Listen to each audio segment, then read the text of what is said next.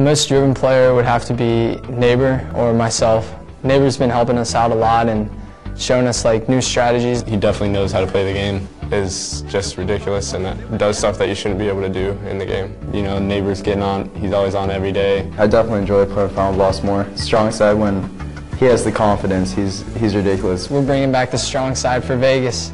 He's kind of back into that stage. He's just ready to destroy people. We're playing much more unified as a team, and it feels like we're doing the right things now. And these guys, as we look in on Neighbor, these guys have a lot of respect for each other as a team and individuals. How does that help this team? Well, I think it's important. You got to be comfortable with your teammates, obviously. I mean, you can't argue with the fact that that team has an amazing amount of ability between the 4 members. The question is, are they going to be able to play together? Are they going to gel? Are their play styles going to mesh? Right. And I think this is the 3rd time they've been together. You know, there's been a question of execution, but honestly, I think, you know, this first game was obviously a tough loss for them, but I would expect for them to turn it around right here because this team is not going to say die. All right, well, Sunets, you know, that was just Final Boss's first loss of the tournament so far. We're about to go into Game 2. It's going to be Team Slayer on the pit. And I got to ask, before we start off this game, Sonny, who are you picking in this one? Well, I got to go with FB. Carbon's 0-6 all time on this game type, and FB is 5-3. Plus, I just think there's so much slaying ability right there. And if Neighbor goes off, he's going to do big things. All right, well, right now we are watching Ogre 2, and I got to give props to Ogre 1 there. He went the most positive for Final Boss. I've been knocking on him all season long. I didn't want to, but the stats made me do it. But he has proven me wrong here in Vegas so far. We are watching his twin brother right now, though, picking up a big kill on Ghostayame. But meanwhile, on the other side of this green box, he's going to be facing off against Naded, but it looks like Naded is actually going to go through the long hallway, and Ogre 2 is going to set up on the training for a moment at least because he just caught a sniper rifle shot in the dome. I want to go to Naded. He's pushing in on the Final Boss setup.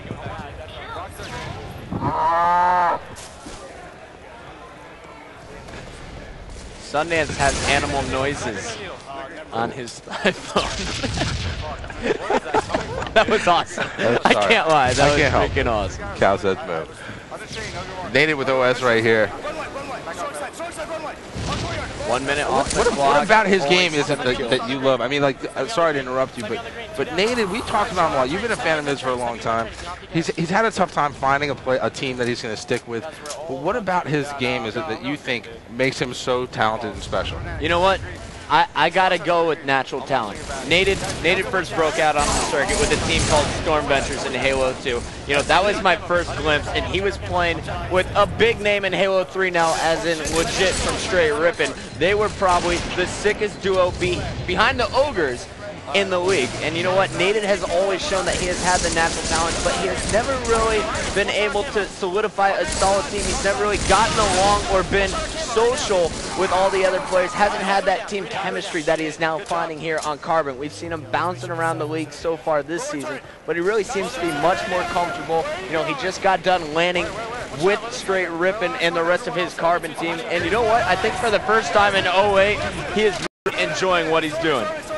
Yeah, and I gotta say, you know, I got a chance to know him a little bit last season, and I gotta tell you, not only he's a great player, but he's also a good kid. And I think a lot of people don't get to know him because, as you say, he's not that social. But in terms of ability, we saw this in Halo 2 when he first came out. But his ability to be XR, his up close, his double shot, he just was able to do things at a level that other people struggled with. And it's good to see him on a team like Carbon. Seeing my buddy here, Shockwave, the MMA aspiring dueler, we'll say. But it's good to see him playing well also. His team's got a 7-kill lead right now, which honestly, I know it's early, and I know I always say it doesn't start till 30 kills, but I'm a little surprised by that. And what I'm loving is the confidence the rest of Carbon is having in Shotgun. They're giving him the sniper rifle. Not only one, he's got the second sniper rifle here for his team. He's got plenty of ammo here to work with. 15-10 though, Final Boss starting to make a bit of a comeback here. Ghostayame trying to scare off strong side and friends through the green box. But you know, I'm really liking what Carbon's doing here. They was actually sitting back for a moment, forcing Final Boss to come right into their hands where they were all set up, and they were able to pick up a couple big kills there as Captain Anarchy picks up the rockets and a big double kill, make that 3 straight kills. So you know what? Shockwave has not died yet this game. And check out the jersey. That's Shockwave rocking the Ghostayame jersey. That's some unity for you right there. Or maybe they're just messing with us. All right, we're going right back on board with Shockwave, still using that sniper rifle. Has yet to die. 22 kills to 13 kills. Carbon with the lead. I can't lie. I'm shocked right now. But you know what? That just goes to say, like, if you think about it, it's all about, it's not about when you click. It's about, it's about clicking at the right time.